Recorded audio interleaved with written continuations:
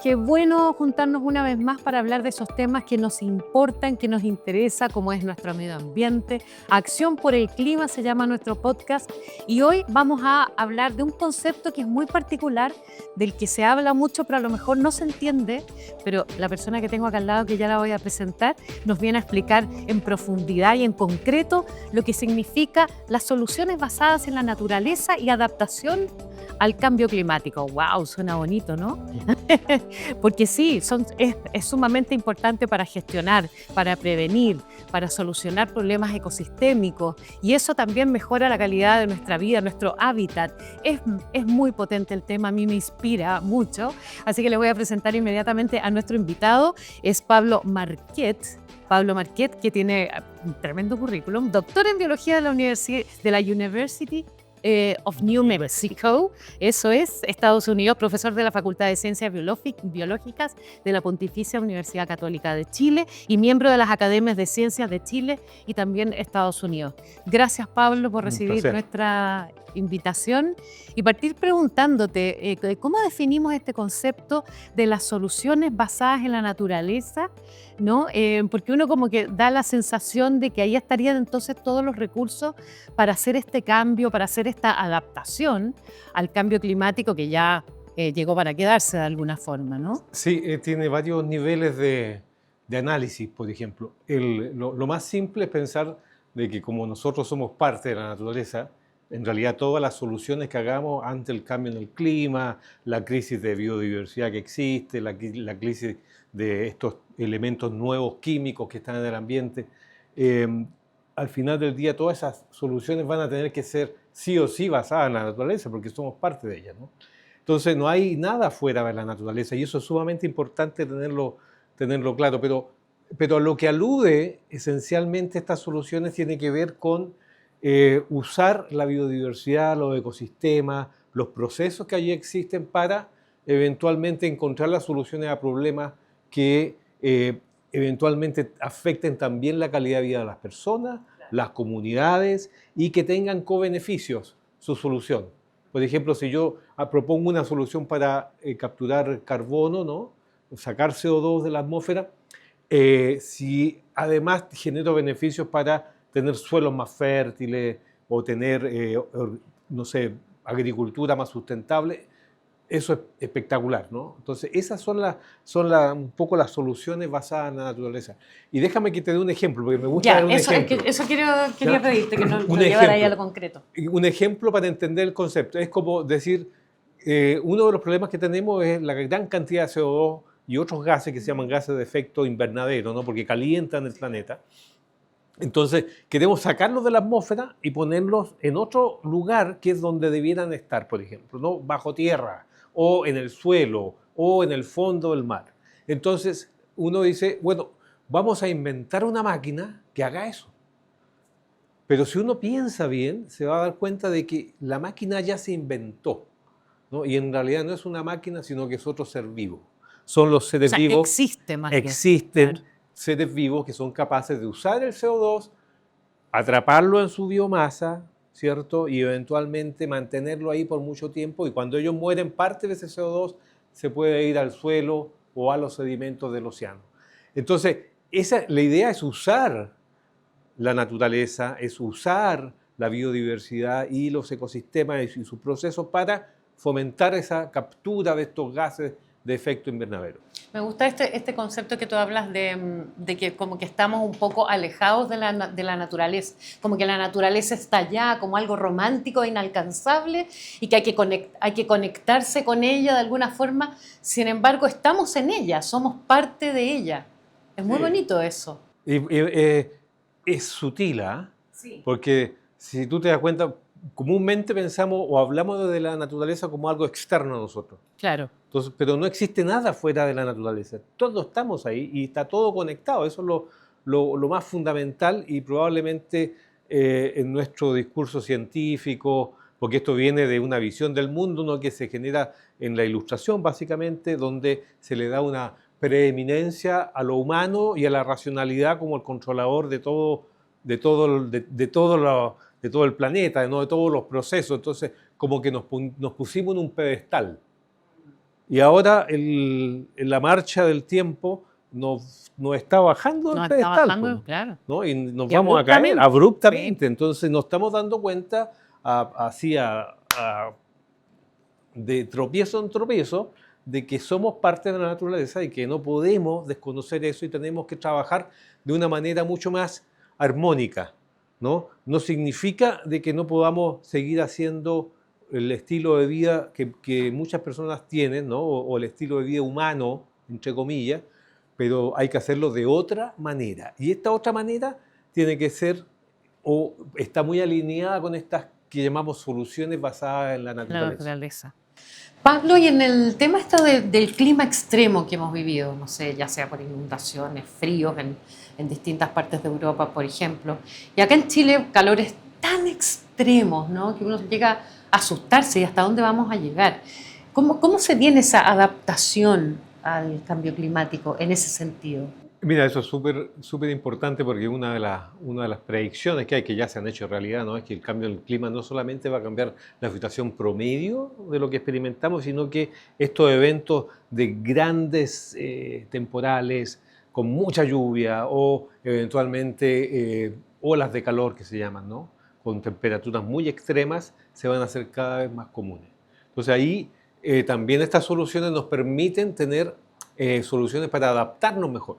En la costa, para evitar marejadas, por ejemplo, tener cinturones de macroalga, tener eventualmente todos estos bosques no costeros que son importantes para impedir que el agua se meta o destruya parte de la costa, es súper importante.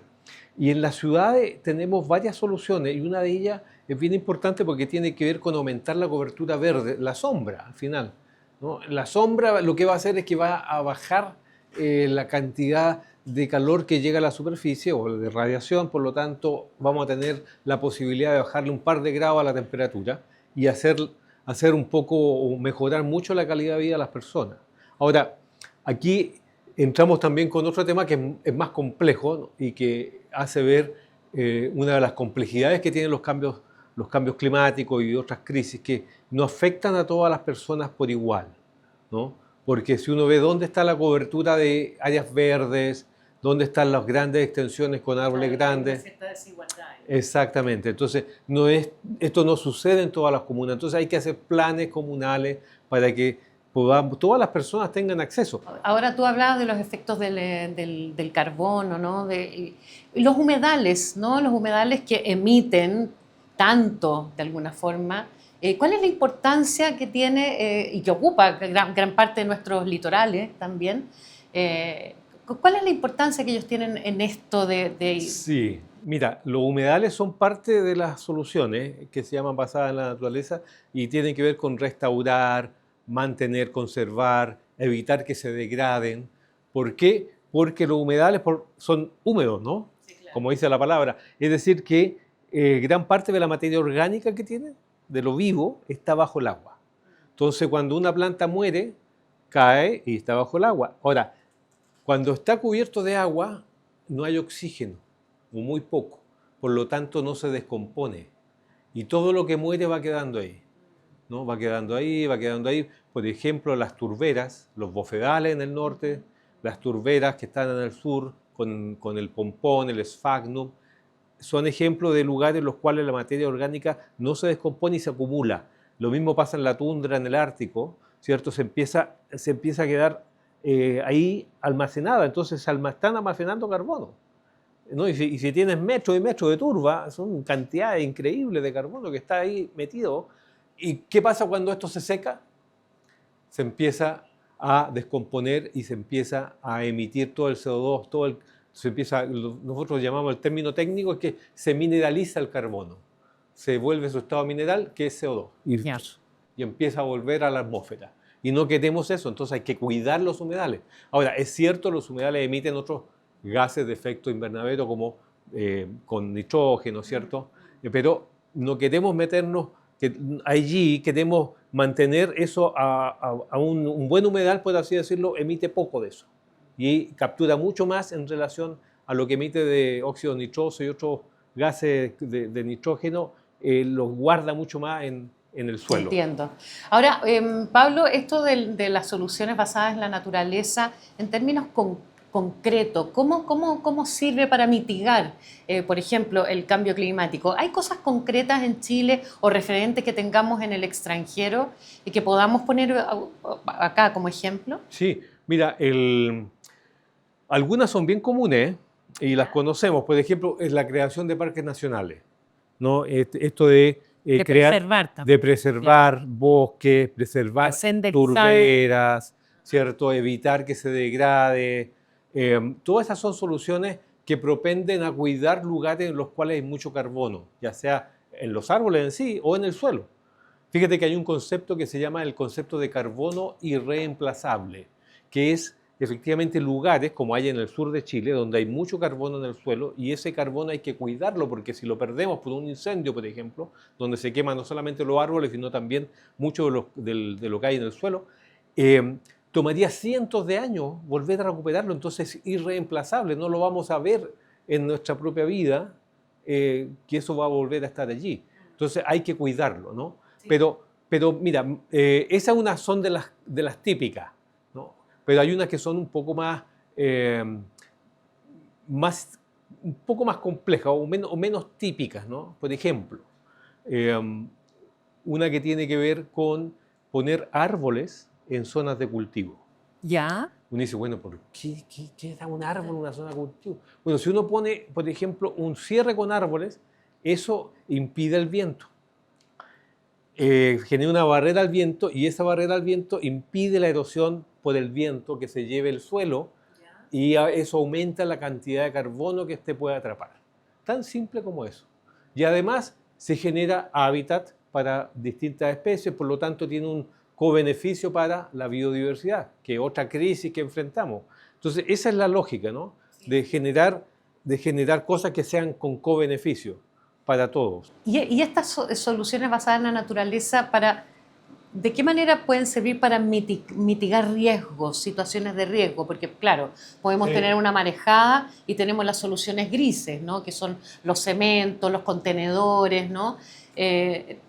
Mira, eso es un súper buen tema porque en Chile es muy importante por lo que ha pasado con las marejadas, lo que pasó en Algarrobo, que estábamos comentando nosotros, que es bien como fuerte porque uno dice, bueno, esto es algo que nunca habíamos visto, o sea, yo nunca supe en mi vida, ¿no? Ya tengo bastante años, nunca supe de que se hubiera pasado algo como esto. Y claro, si uno piensa, uno necesita barreras naturales, no necesita esta infraestructura gris, ¿no? Que además genera CO2 para su producción. Y no es muy bonita tampoco. Y no es muy bonita tampoco. Entonces, ¿y cuáles son las soluciones naturales? Bueno, en los trópicos tienen que ver con los manglares. Ya. ¿No? Unos bosques de manglares. Mira, los manglares no solamente reducen el impacto de la ola, sino que además son hábitats para una gran cantidad de peces y otros invertebrados marinos. Entonces, es una muy buena contribución para la biodiversidad. Y en nuestro caso, lo importante son las algas, los cinturones de alga o las praderas de alga o también llamados bosques de alga, sobre todo las algas pardas que están en la costa pacífica, no solamente del hemisferio sur, sino también del norte, y que son sumamente importantes como fuente de nutrientes. Además, las algas son así totales porque capturan mucho carbono y rápido crecen. Tenemos huiros de más de 30 a 40 metros de largo, imagínate, es una cantidad de biomasa y son sumamente importantes para capturar carbono y eventualmente cuando muere la alga se descompone y ese carbono se va y se empieza a enterrar en el suelo marino y ahí se empieza a secuestrar. No sabemos mucho todavía de ese proceso en Chile, falta más investigación básica, pero eso es lo que está reportado y puede ser súper importante. ¿Y estamos en camino como para tener estas soluciones basadas en la naturaleza en Chile, ya como en términos serios, concretos? Porque al parecer da la sensación que la crisis climática es tan enorme que suena hasta como casi ingenuo que nuestra naturaleza, la verdad, pudiera instalarse como un gran recurso para frenar el cambio climático o tener una real adaptación a este cambio que ya llegó. Mira, es una muy buena pregunta nuevamente, pero el punto es el siguiente. Si uno ve cuáles son los sectores responsables de las emisiones más grandes de CO2 u otros gases de efecto invernadero como el metano, ¿no? O el óxido nitroso, etcétera. Son el sector energía, transporte, industria, y efectivamente esos son los prioritarios para transformar. O sea, todo lo que tiene que ver con esta transformación energética del país, ¿no? En usar energía renovable es súper importante. Transformar el transporte es súper importante. O sea, no solamente estamos bajando el consumo de energías negras, por así decirlo, sino que además estamos haciéndole un favor y una contribución a la salud de las personas, ¿no? De que no tengamos que estar expuestos a esas emanaciones. Entonces, todos ganamos. Ahora, las soluciones... Igual acá estamos teniendo harta infraestructura eléctrica, Sí, de alguna, sobre todo en buses, estamos casi como con China, ¿no? De alguna manera se han hecho esos esfuerzos y... Estamos súper bien, yo creo, en eso, en Chile. Hay un trabajo silencioso, pero claro. Eso es lo bueno, que es un trabajo silencioso, pero fuerte, y uno sabe, se da cuenta que hay una planificación de largo plazo, de electrificar todo el parque de buses, autobuses, todo lo que es transporte público, llevarlo a la parte verde y que los privados, a través de su consumo, de su uso de autos, se vayan acoplando a poco. El problema es que los autos son carísimos todavía. Sí, todavía. Pusieron la primera bomba eléctrica, se inauguró mira. hace muy poquito tiempo, que es solo eléctrica. Claro, eso es lo que en pasó, una de lo las que comunas. es fundamental, de que haya mucho más de estas estaciones Por donde supuesto. uno pueda cargar el auto y que hayan subsidios estatales también. Sí, en Europa, Y que no pertenezcan solo a una elite. claro, y en Europa están muy subsidiados y que aparezcan autos más pequeños que sean eléctricos, etcétera. Entonces, yo creo que vamos en un súper buen camino. Ahora, si bien es cierto, esos sectores son prioritarios, las soluciones basadas en la naturaleza son súper importantes porque contribuyen más o menos en un 37% de lo que necesitamos de disminución del efecto de los gases invernaderos, de su captura, para llegar a una meta de carbono neutralidad de aquí al 2050. Entonces, Claro. a nivel mundial, ¿ah? Entonces, es súper importante, pero además, por otra cosa más sutil, porque la implementación de estas soluciones también requiere una reflexión. Yo creo que lo que va a pasar es que uno se va a dar cuenta mucho más fácilmente de que es necesario habitar el mundo de otra manera.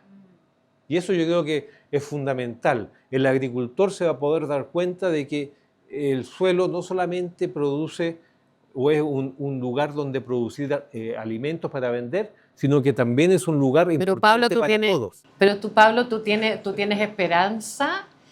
¿Tienes esperanza en eso, no? Que Sí. no sé, que las soluciones basadas en la naturaleza sean rentables, contribuyan a la desigualdad social. Exacto. Yo soy, Estamos muy lejos de eso. estamos súper lejos, somos testarudos. pero hay, mira, el Ministerio de Medio Ambiente, a través de su NDC, que es la Contribución Nacional Determinada, que es lo que los países se comprometen y dicen, miren, yo me comprometo a hacer esto para mitigar y adaptarme al cambio del clima, de acuerdo a lo que firmamos en el Acuerdo de París, etcétera, y que todos los años se van actualizando, moviendo. Esa NDC está súper alineada con todo lo que es estas soluciones basadas en la naturaleza, sobre todo en términos de proteger bosques, de proteger el océano, de restaurar, ¿no? De mitigar los incendios. O sea, esa es una solución súper importante. Es hacer lo que siempre se hace, pero hay que hacerlo con, no sé, con mucha más fuerza. Qué bueno que ahora vamos a tener un servicio forestal que va a estar mucho más enfocado en esa labor que es gigantesca. Pero tenemos estos monocultivos que están invadiendo mira, todo nuestro territorio. esa también es bien es- terrible. O sea, esa es otra acá solución. en la zona central, toda la costa central, es una cantidad, y que es un lugar vulnerable por los vientos, por el calor, ¿no? Sí. Se provocan ahí situaciones que son tremendas para Bueno, estar ahí el foco, ¿no? allí también Incendio. hay varias soluciones basadas en la naturaleza, y una es que la lógica dice de que los monocultivos de lo que sea, por lo Sí, general, claro. promueven el movimiento de incendio, ¿cierto? Del fuego. Así que es bueno tener paisajes que sean heterogéneos. Y que Más árboles nativos. árboles nativos, con eventualmente plantaciones, agricultura, y todos ganan ahí. Pensarlo desde ahí, esa es tu Claro. invitación de alguna Exacto. forma. Lo que pasa, Es que se requiere más coordinación, ¿no? Y se requiere más información y que las personas en realidad le tomen peso, ¿no? A que eventualmente hay que hacer las cosas de otra manera, porque no solamente está uno en juego, está todo en juego. Ahora, cuando hablamos de llenar de verde, ojalá todas las comunas, sabemos que la realidad no es tan así. Exactamente. Bueno, ahí entramos en un problema que es un poco complejo, pero nos hace ver todas las implicancias que tiene el cambio en el clima y cuando queremos pensar en soluciones a él, hay que pensar con la mente amplia, ¿no? Porque si no, lo que pensamos que es una solución puede terminar agravando problemas y en este caso son los problemas de desigualdad y también lo que se llama la justicia climática.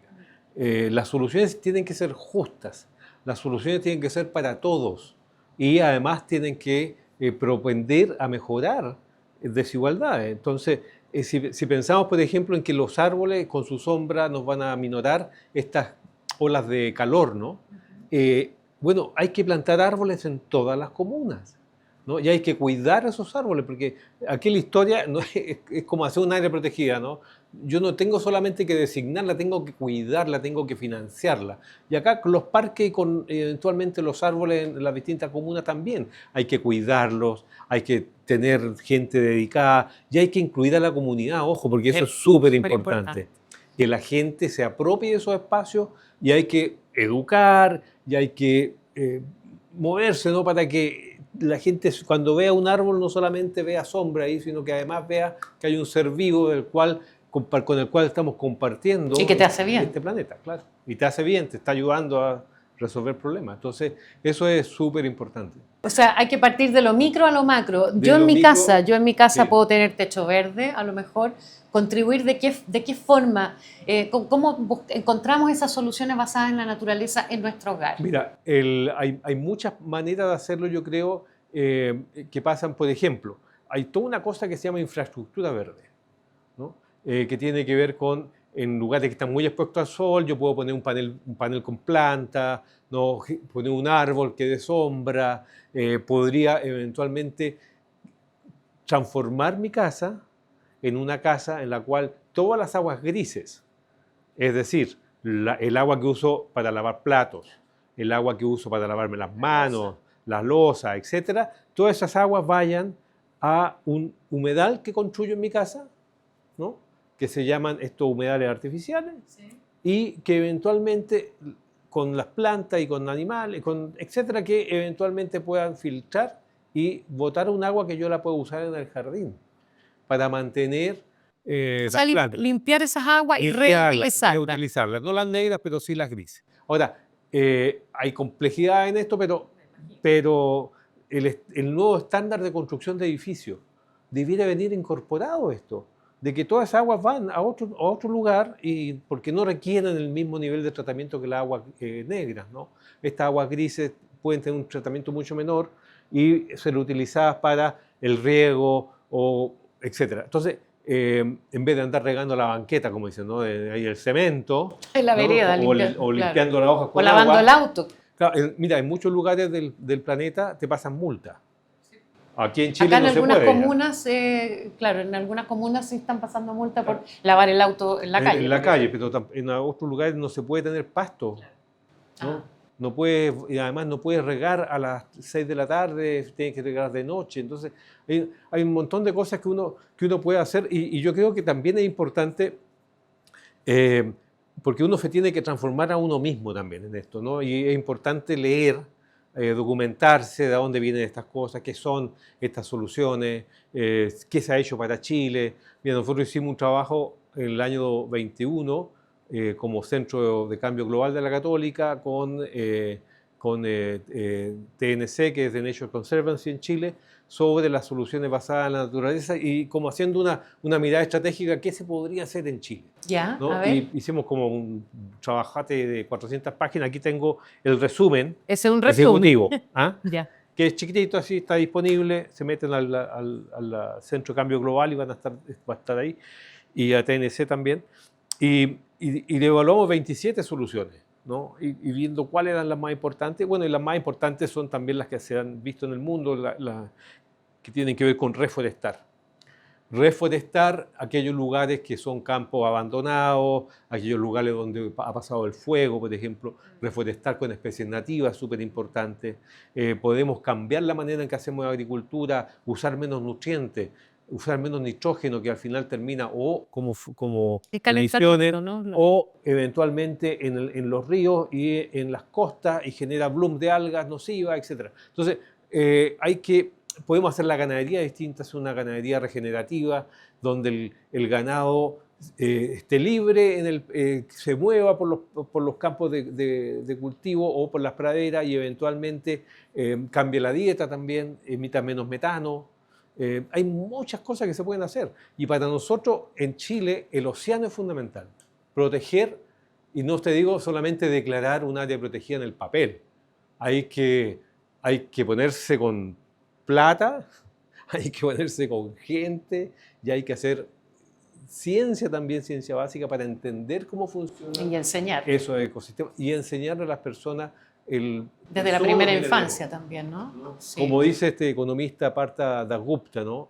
Que estuvo en Chile y que escribió un gran tratado sobre economía y biodiversidad, la riqueza de las naciones está en la biodiversidad que tenemos. Tú hablas, para ir cerrando, hablabas de las ballenas. Mira, las ballenas. Eso, sí. Son bonitas las ballenas, pero además de ser bonita, la ballena es un ser muy noble. Y que tenemos mucho que aprender ahí. Además. A propósito de las soluciones basadas en la naturaleza. Porque, mira, la ballena, primero que nada, nos comunican, ¿no? Nos muestran de que el planeta cabe en un bolsillo, porque una ballena de ahí, del Atlántico, en Puerto Madryn, en Argentina, le puede gritar a otra ballena que está en Sudáfrica: ¿cómo está el tiempo por allá? ¿Hay comida? ¿No? Y se conversan. Y estas ballenas son espectaculares para ayudarnos a mitigar los impactos del cambio en el clima.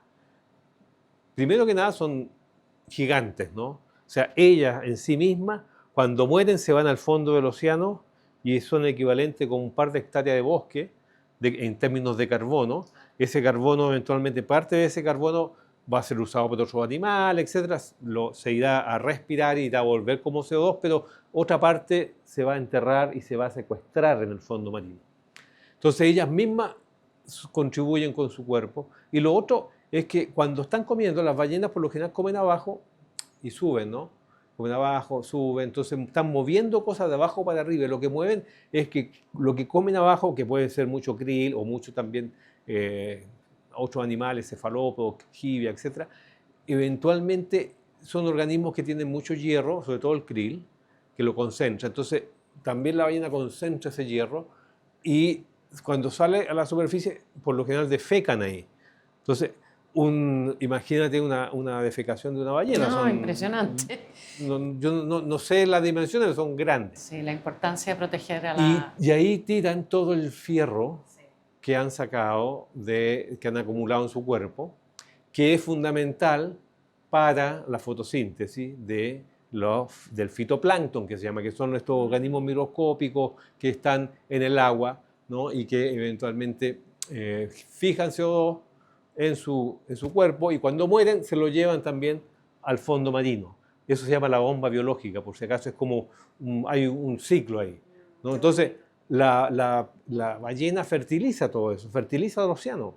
Y se sabe que si recuperáramos las ballenas, bueno, en Chile, mientras estuvo activa la industria ballenera, con ballenería que habían zonas de faenamiento. En Quintay, claro, en el extremo sur, en Chiloé, en Concepción, hasta Iquique, ¿no? ¿55.000 ballenas? 55.000 más o menos. Fueron las que mataron. Las que se mataron, ¿no? Impresionante. Y uno dice, bueno, ¿para qué? Bueno, entre otras cosas, para fabricar muchos elementos que en la industria cosmética, para encender luces. Luces. El aceite. El aceite de ballena, o sea, en Londres se encendía con aceite de ballena que estaban en Chile. Entonces uno dice, bueno, chuta, esa también es una solución basada en la naturaleza, pero era una solución drástica, ¿no? No queremos esas soluciones porque nos traen con agotando beneficio. La fuente también, ¿no? Exactamente, entonces tiene que ser sustentable todo. Pablo Marquet, te quiero dar las gracias por esta interesantísima conversación. Nos falta mucho camino por recorrer, por aprender, por educar también para que tengamos más conciencia de este mundo que habitamos desde nuestro pequeño hábitat hasta el planeta completo. Con la naturaleza, con el resto de la naturaleza. Con el resto de la naturaleza. Seamos parte de, somos parte de. Gracias por estar, como siempre, en nuestro podcast Acción por el Clima y será hasta una próxima. Chao. Chao.